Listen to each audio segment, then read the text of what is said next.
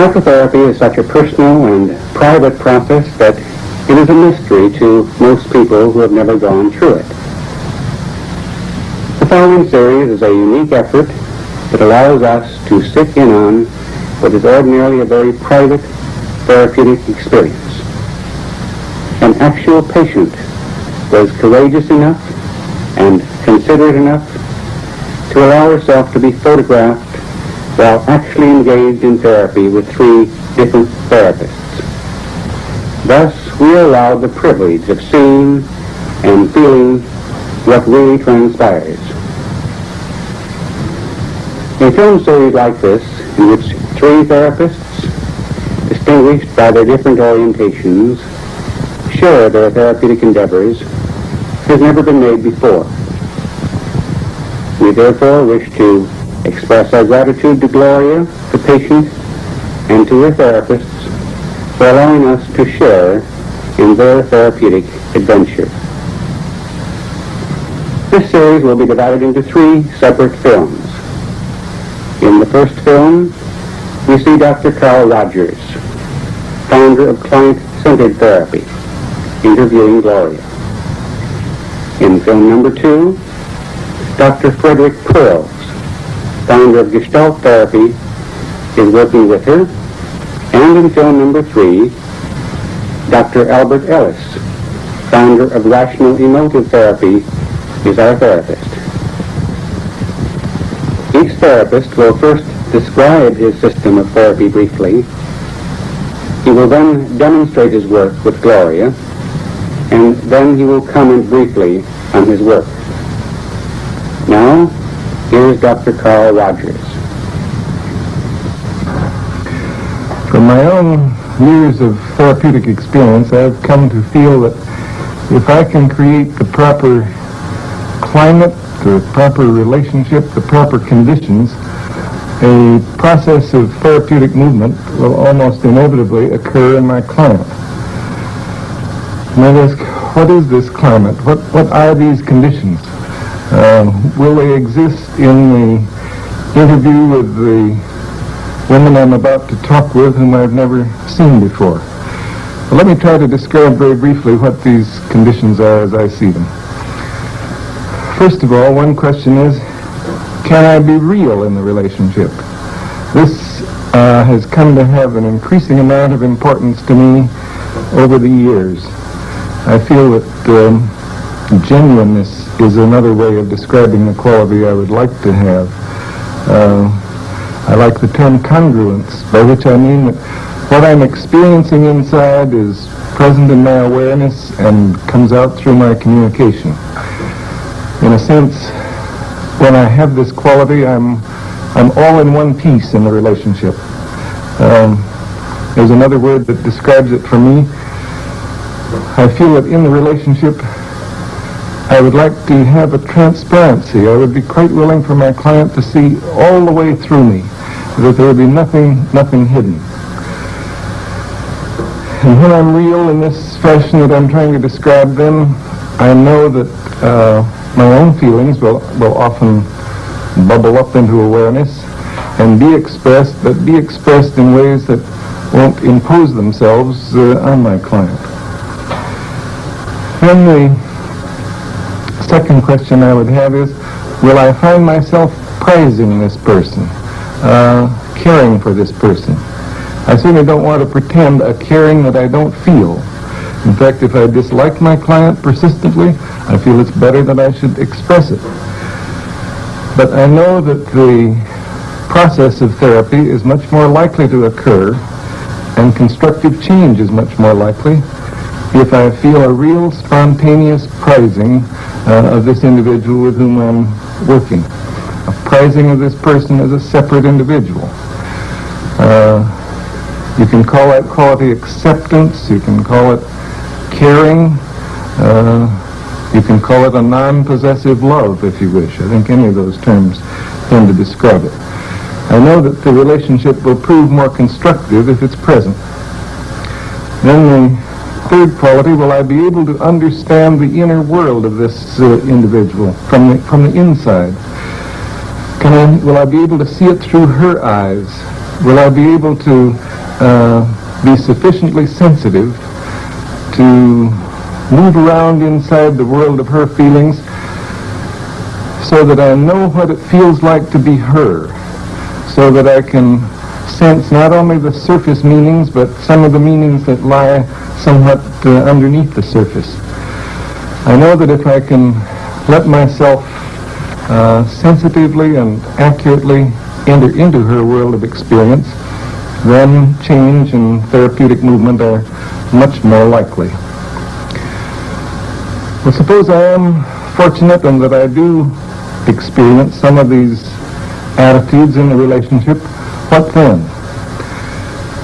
Well, then a variety of things are likely to happen, both from my clinical experience and from our research investigations. We find that if attitudes of the sort that I've described are present, then quite a number of things will happen. She'll explore some of her feelings and attitudes more deeply. She's likely to discover some hidden aspects of herself that she wasn't aware of previously. Feeling herself prized by me, it's quite possible she'll come to prize herself more. Feeling that some of her meanings are understood by me, then she can more readily perhaps listen to herself, listen to what's going on within her own experience, listen to some of the meanings she hasn't been able to catch before. And perhaps if she senses a realness in me, she'll be able to be a little more real within herself. I suspect there will be a change in the manner of her expression. At least this has been my experience in other instances. From being rather remote from her experiencing, remote from what's going on within her, it's possible that she'll move toward more immediacy of experiencing, that she will be able to sense and express what's going on in her in the immediate moment. From being disapproving of herself, it's quite possible she will move toward a greater degree of acceptance of herself. From somewhat of a fear of relating, she may move toward being able to relate more directly and to encounter me more directly. From construing life in somewhat rigid black and white patterns, she may move toward more tentative ways of construing her experience and of seeing the meanings in it.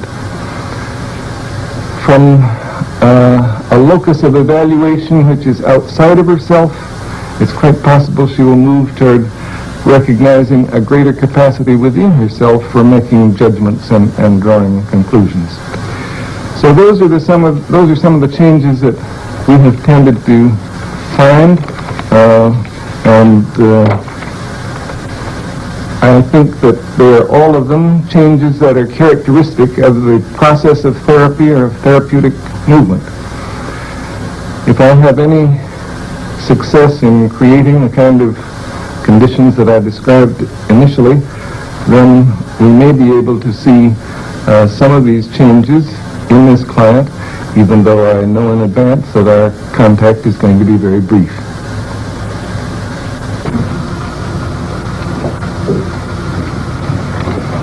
Good morning. Hello. I'm Dr. Rogers. You must be Gloria. Yes, I am. That's fair.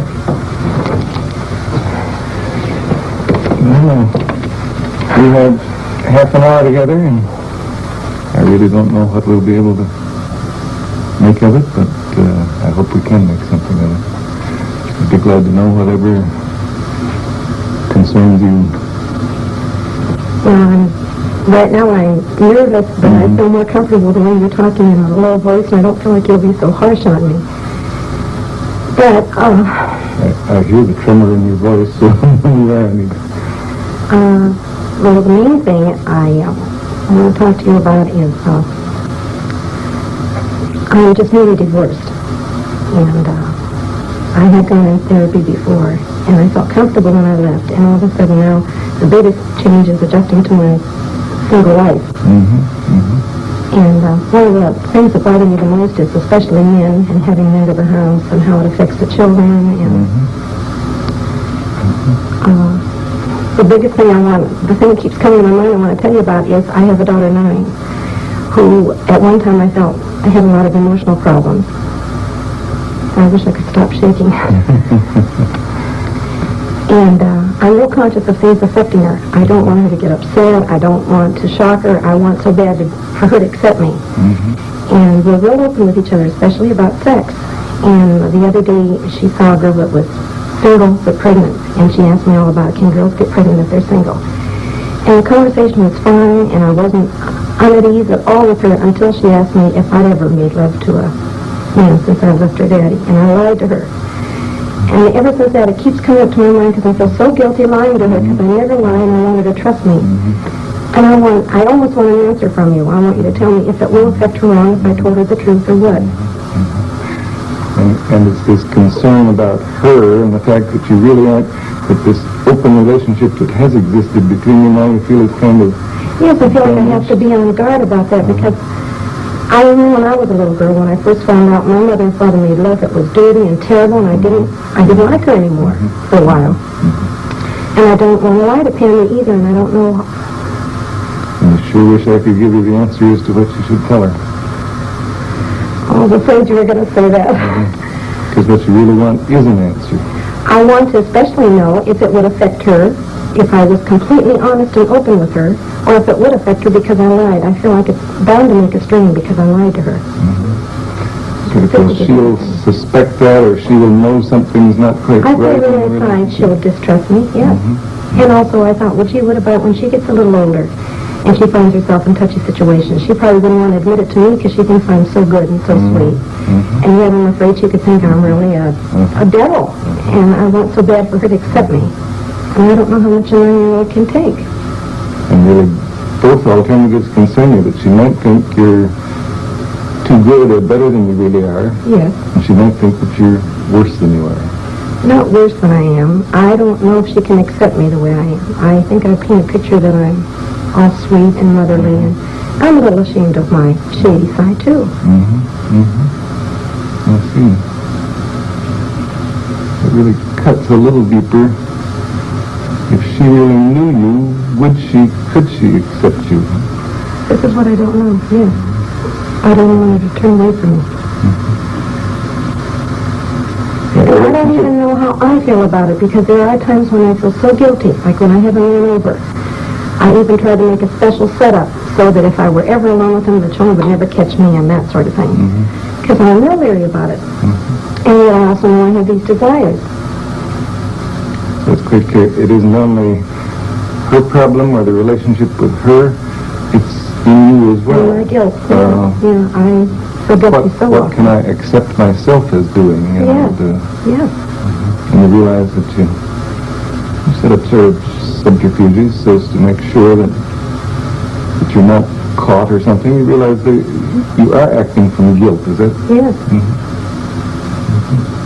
I don't like the way... I would like to feel comfortable with whatever I do. If I choose not to tell Pammy the truth, to feel comfortable that she can't handle it, and I don't.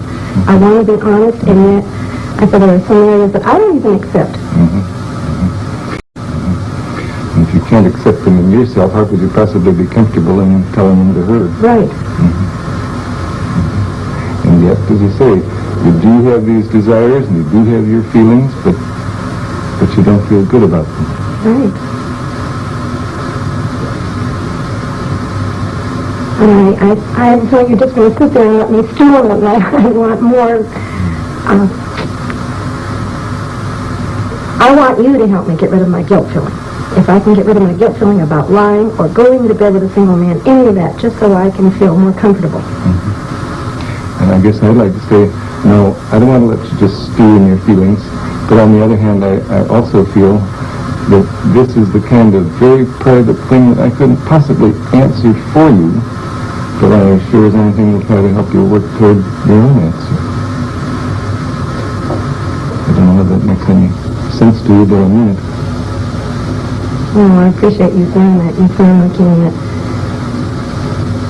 But I don't know where to go. I don't begin to know where to go. I thought that I'd pretty well worked over most of my guilt, and now that this is coming up, I'm disappointed in myself. I really am. I like it when I feel that no matter what I do, even if it's against my own morals or my upbringing, that I can still feel good about me. And now I don't. Like, there's a girl at work who sort of mothers me. And I think she thinks I'm all sweet. And I sure don't want to show my more ornery, devilish side with her. I want to be sweet. And it's so hard for me to, this all seems so new again. And it's so disappointing. Yeah, I get the disappointment that here, a lot of these things you thought you'd worked through, and now the guilt and the feeling that only a part of you is acceptable to anybody else. Yeah. That keeps coming out.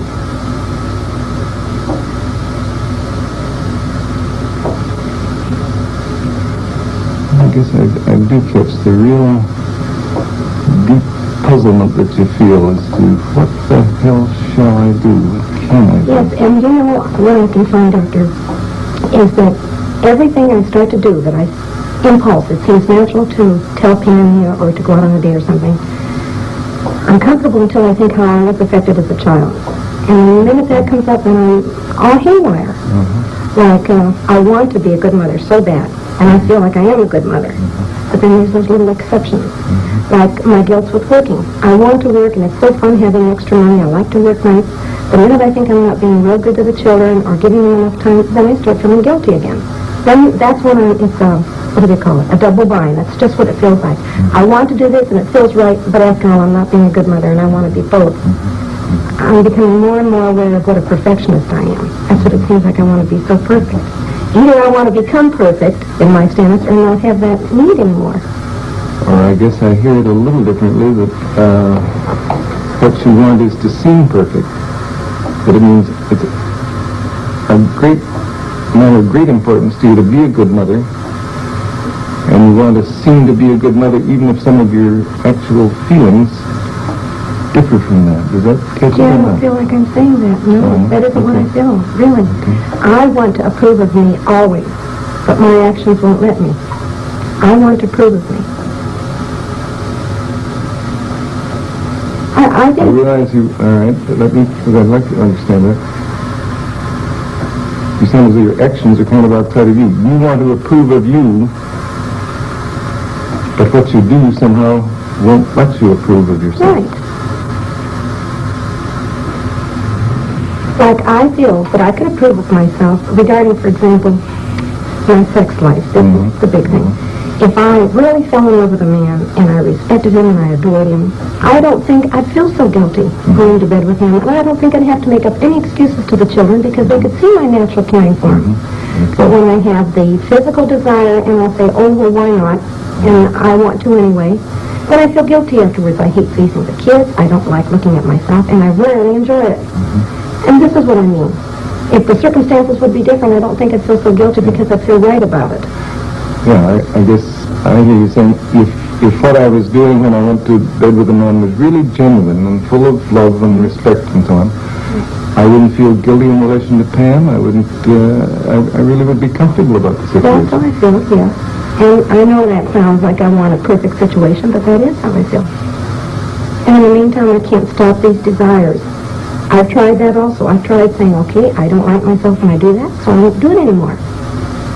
But then I resent the children. I think, why should they stop me from doing what I want? And it's really not that bad.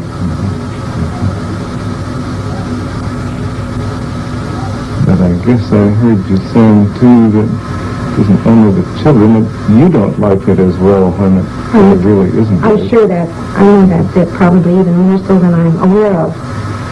But I only notice it so much when I pick it up in the children. Then I can also notice it in myself. And somehow, sometimes you kind of feel like blaming them for the feelings you have. I mean, why should they cut you off from a normal sex life? Well, a sex life, I could say, not normal, because there's something about me that says that's not very healthy to just go into sex because you feel physically attractive or something, or a physical need. So something about it tells me that's not quite right anyway.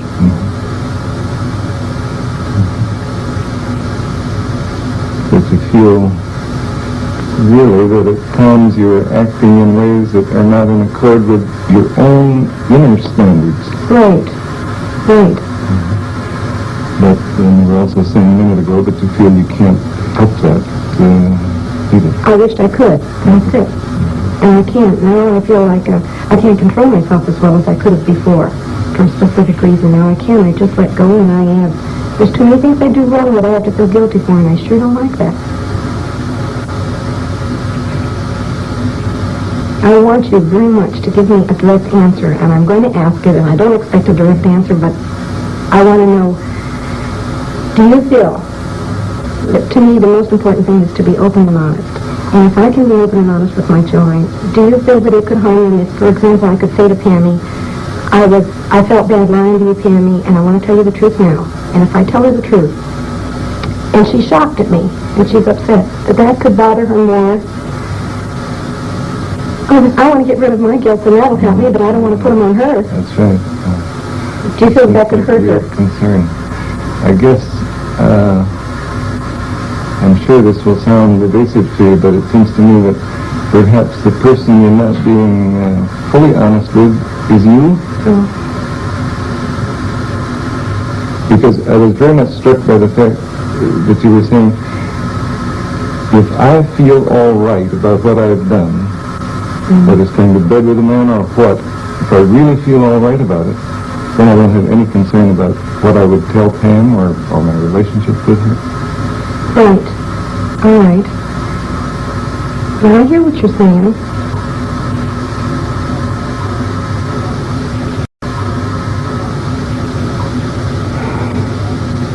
All right, then I want to work on accepting me then. I want to work on feeling all right about it.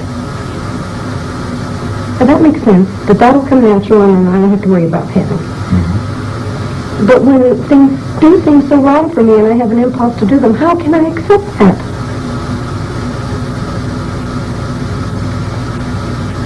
What you'd like to do is to feel more accepting toward yourself when you do things that you feel are wrong. Is that right? Right.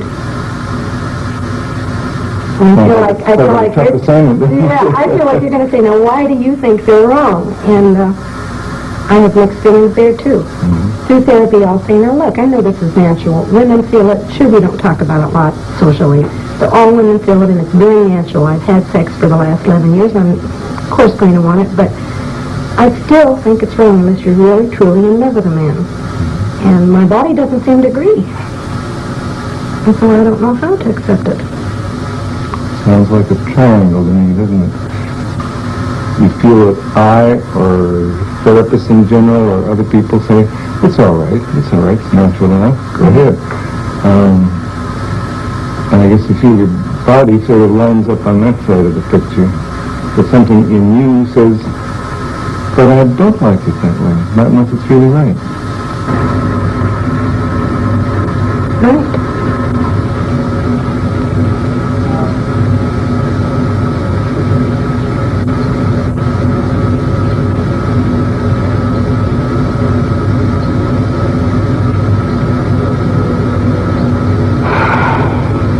I have a hopeless feeling.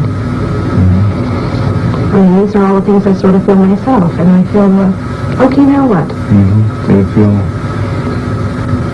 this is the conflict, and it's just insoluble, and therefore it's hopeless, and here you look to me, and I don't seem to give you any help, and Right. I really know you can't answer for me, and I have to figure it out myself, but I want you to guide me, or show me where to start, or so it won't look so hopeless. I know I can keep living with this conflict, and I know eventually things would work out, but I like feeling more comfortable with the way I live. And I'm not. And then I might ask, what is it you wish I would say to you? I wish you would say to me to be honest and take the risk that Pammy's going to accept me. And I also have a feeling if I could really risk it with Pammy, of all people, that I'd be able to see, here's this little kid that can accept me. And I'm really not that bad. If she really knows what a demon I am and still loves me and accepts me, it seems like it would help me to accept me more, like it's really not that bad. I want you to say, to go ahead and be honest. But I don't want the responsibility that it would upset her. That's why I don't want to take responsibility for it. Yeah. You know very well what you'd like to do in the relationship. You would like to be yourself, and you'd like to have her know that you're not perfect, and you do things that maybe even she wouldn't approve of, and that you disapprove of to some degree yourself. But that somehow she would love you and accept you as an imperfect person. Yeah. Like I wonder if my mother had been more open with me, maybe I wouldn't have had such a narrow attitude about sex. If I would have thought that she could be, pretty sexy and ornery and devilish too, but I wouldn't look at her as being such a sweet mother, that she could also be the other side. But she didn't talk about that. And maybe that's where I got my picture. I don't know. But I want Pammy to see me as a full woman, but also accept me. You don't sound so uncertain. I don't? What do you mean? What I mean is, you've been sitting there telling me just what you would like to do in that relationship with Pam. I would, but I don't want to quite take the risk of doing it unless an authority tells me that. It's, I guess one thing that I feel very keenly is, it's an awfully risky thing to live.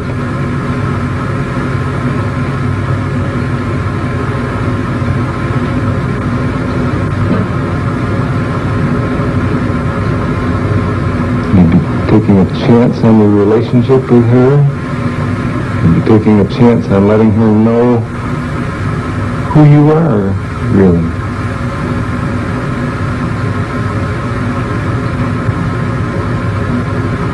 Yeah, but then if I don't take a chance, if I feel loved and accepted by her, I'm never going to feel good about it anyway.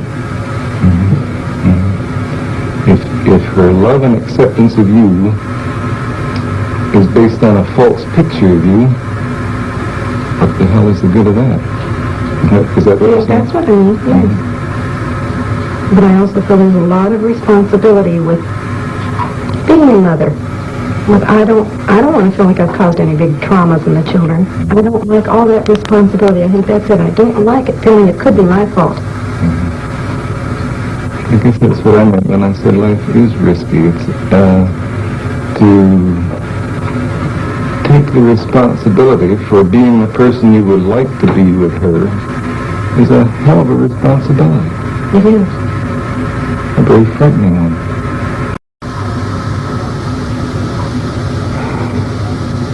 And all right, then I want to work on accepting me then.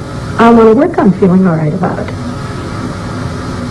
But that makes sense. But that'll come natural, and then I don't have to worry about having.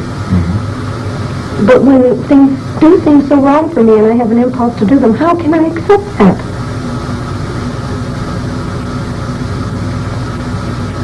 What you'd like to do is to feel more accepting toward yourself when you do things that you feel are wrong. Is that right? Right.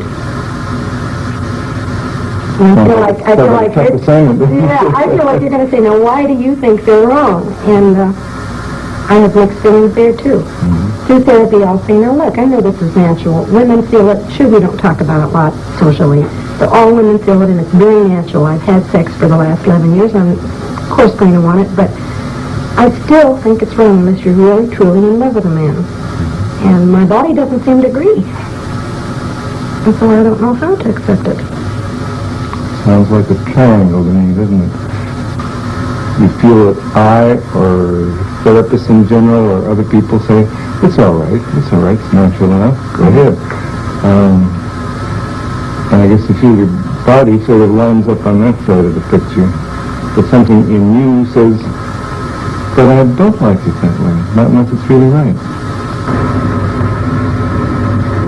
Right.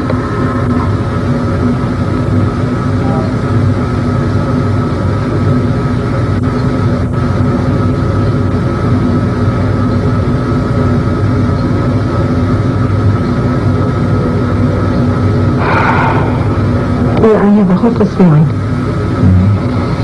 And these are all the things I sort of feel myself, and I feel, okay, now what? I feel this is the conflict, and it's just insoluble, and therefore it's hopeless. And here you look to me, and I don't seem to give you any help. And right. I really know you can't answer for me, and I have to figure it out myself. But I want you to guide me, or show me where to start, or so it won't look so hopeless. I know I can keep living with this conflict, and I know eventually things would work out. But I like feeling more comfortable with the way I live. And I'm not. And then I meant to ask, what is it you wish I would say to you? I wish you would say to me to be honest and take the risk that Pam is going to accept me. And I also have a feeling if I could really risk it with Pammy, of all people, that I'd be able to see, here's this little kid that can accept me. And I'm really not that bad. If she really knows what a demon I am and still loves me and accepts me, it seems like it would help me to accept me more, like it's really not that bad. I want you to say, to go ahead and be honest. But I don't want the responsibility that it would upset her. That's why I don't want to take responsibility for it. Yeah. You know very well what you'd like to do in the relationship. You would like to be yourself, and you'd like to have her know that you're not perfect, and you do things that maybe even she wouldn't approve of, and that you disapprove of to some degree yourself. But that somehow she would love you and accept you as an imperfect person. Yeah. Like I wonder if my mother had been more open with me, maybe I wouldn't have had such a narrow attitude about sex. If I would have thought that she could be, pretty sexy and ornery and devilish too, but I wouldn't look at her as being such a sweet mother, that she could also be the other side. But she didn't talk about that. And maybe that's where I got my picture. I don't know. But I want Pammy to see me as a full woman, but also accept me. You don't sound so uncertain. I don't? What do you mean? What I mean is, you've been sitting there telling me just what you would like to do in that relationship with Pam.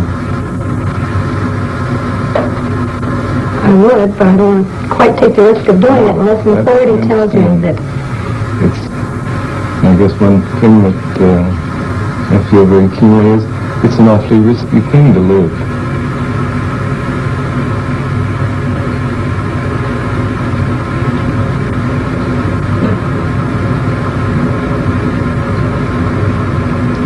Taking a chance on the relationship with her, and taking a chance on letting her know who you are, really.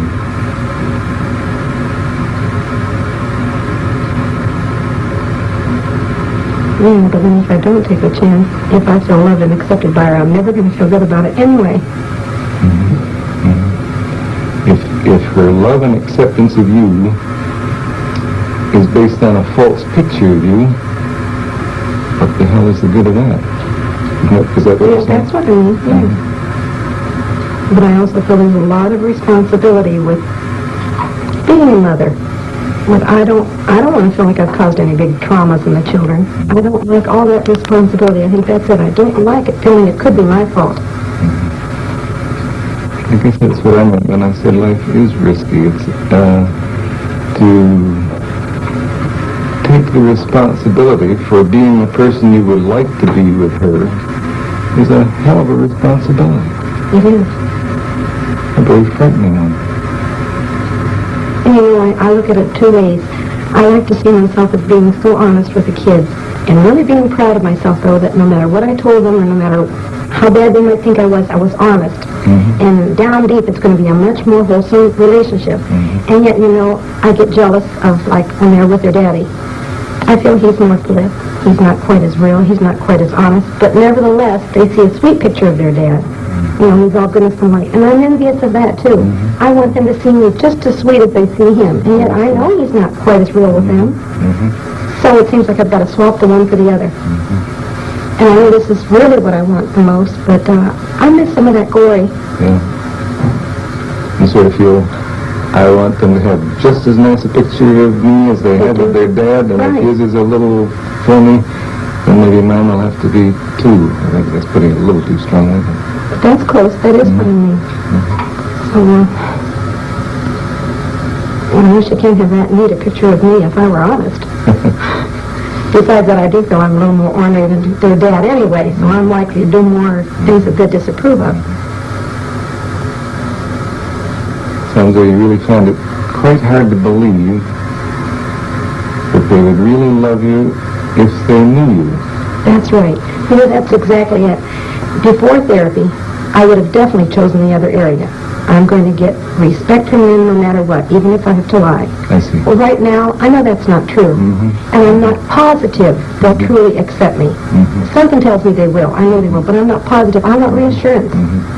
I keep wanting these things. You're in kind of a no man's land of probably shifting from one point of view toward them to another, but boy, you'd sure like somebody to say, that's right, you go ahead and do it. Yes, that's why I get encouraged when I read in a book from somebody I respect and admire that this is the right thing, no matter what, honesty will win out. Well, then that keeps giving me confidence, by gosh, I'm right. But it's damn hard to really choose something on their own, isn't it? which makes me feel very immature. I don't like this in me. I wish I were grown up enough or mature enough to make my decisions and stick by them. But I need somebody to help me on, somebody to push me.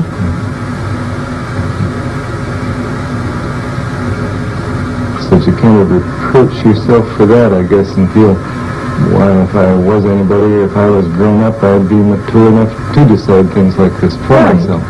Right. And take more risks. I wish I'd take more risks. I wish that I could just go ahead and be this and say, however the children grow up, I've done my best. I didn't have to constantly have this conflict. And I'd like later years to say, no matter what you ask me, kids, at least I told you the truth. You may not have liked it, but it's been the truth. That somehow I can admire. I disrespect people that lie. I hate it. So you see what a double bind I am in. I hate myself if I'm bad, but I also hate myself if I lie. So it's accepting. I want to become more accepting. I guess, judging from your tone of voice, you sound as though you hate yourself more when you lie than you do in terms of things you disapprove of in your behavior. I do. Because this has really bothered me. This happened with family about a month ago, and it keeps coming to my mind. I don't know whether to go back and talk to her about it. Oh, wait, she may have even forgotten what she asked me. But, The point is, you haven't forgotten. I haven't. No, I haven't. And I'd like to at least be able to tell her that I remember lying, and I'm sorry I lied, and it's been driving me bugs because I did.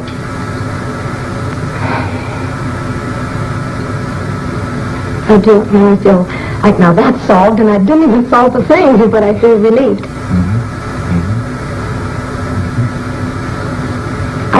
I do feel like you've been saying to me, you're not giving me advice, but I feel like you're saying you really want to, you know what pattern you want to follow, Gloria, and go ahead and follow it. I sort of feel backing up from you. I guess the way I sense it is, you've been telling me that you know what you want to do, and yes, I do believe in backing up people in what they want to do. It's just a little different slant than the way it seems to you. Are you telling me? The one thing that concerns me is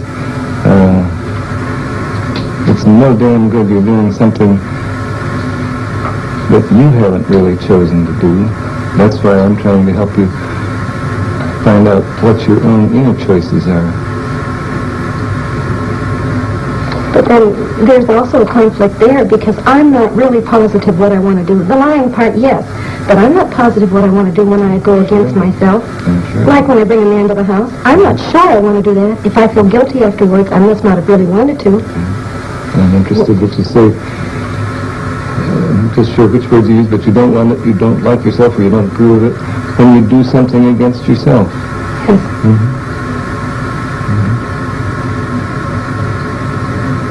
You know, this is so different. Now, this kind of thing that we're talking about now, it isn't just knowing whether you want to do something or not. If I want to go to work in the morning or I don't want to go to work, that's easy.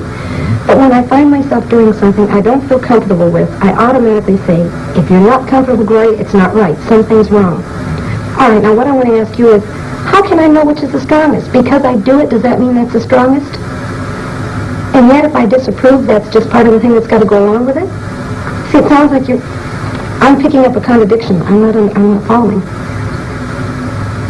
It sounds like you're feeling a contradiction in yourself, too.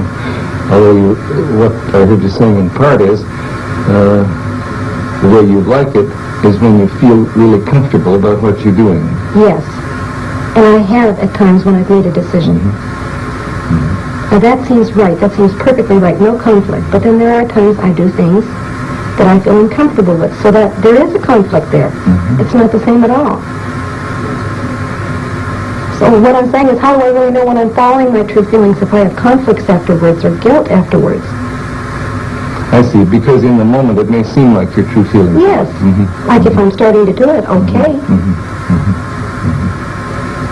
So if it really is tough,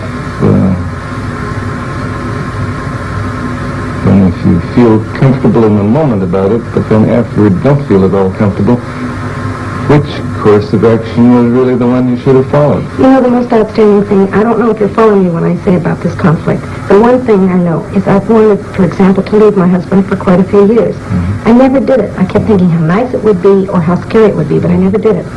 And all of a sudden when I did, it felt right. I didn't feel mean toward him. I just knew this is what I had to do. That's when I know I'm following myself. I'm following my feelings completely. I had no conflict there. Some unhappy things came from it, but I still had no conflict. That to me is when I'm following my feelings. And in everyday life, the small little decisions, the small little things to do don't come out that clear at all. So many conflicts come in.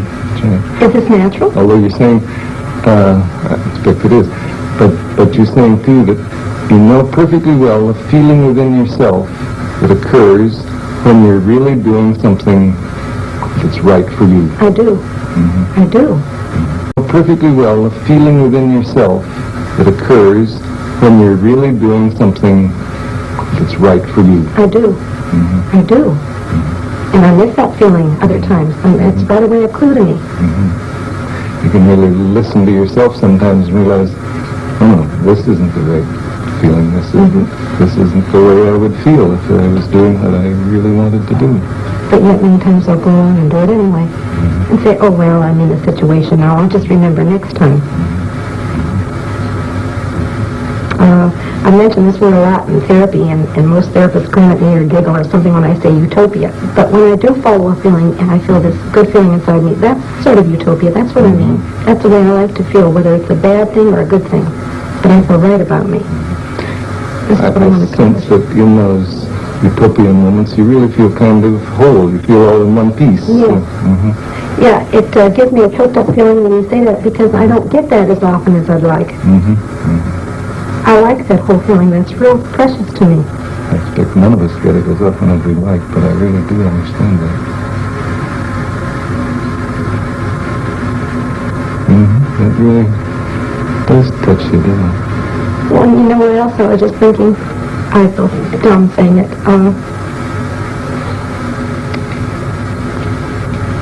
All of a sudden, as I'm talking to you, I thought, gee, how nice I can talk to you, and I want you to approve of me, and I respect you. But I miss that my father can talk to me like you are. I mean, I'd like to say, gee, I'd like you for my father. Oh, you know why that came to me? You look to me like a pretty nice daughter.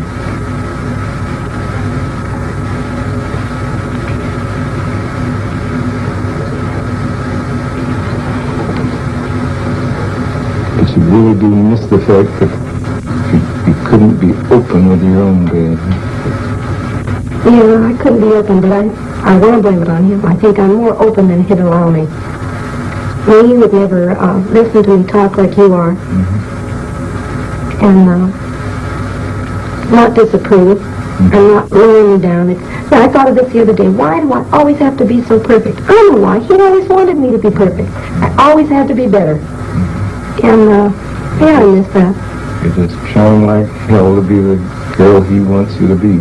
And at the same time rebelling. Sure. Like I almost gloated writing him a letter the other day and telling him I'm a waitress, which I expect him to disapprove of. I go out at nights and I almost gloated, hitting him back like, no, how do you like me?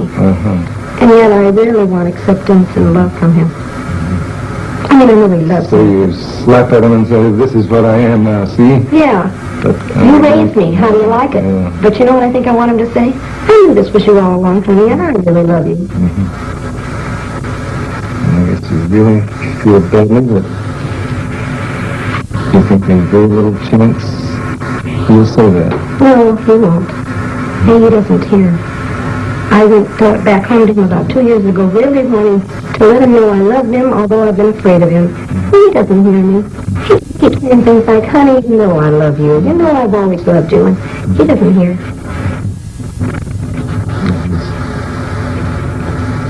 Never really known you and loved you. And this somehow is what brings the tears inside. I don't know what it is. You know, when I talk about it, it feels more flip. If I just sit still in it, it feels like a great big hurt down there. That I feel cheated. It's much easier to be a little flip, because then you don't feel that big lump inside of hurt. And again, that's a hopeless situation. I've tried working on it, and I feel it's something I have to accept. My father just isn't the type of man I'd really like. I'd like somebody more understanding and caring. He cares, but not in a way that we can cooperate or communicate. I feel, nope, I am permanently cheated. That's why I like substitutes. Like I like talking to you, and I like men that I can respect. Doctors, and I keep sort of maybe underneath feeling like we're real close, you know, and it's sort of like a substitute father. I don't feel that's pretending. Well, you're not really my father. No, I meant about the real close business. Well, see, I sort of feel that's pretending too, because I can't expect you to feel very close to me. You don't know me that well. All I can do is what I am feeling. That is, I feel close to you in this moment.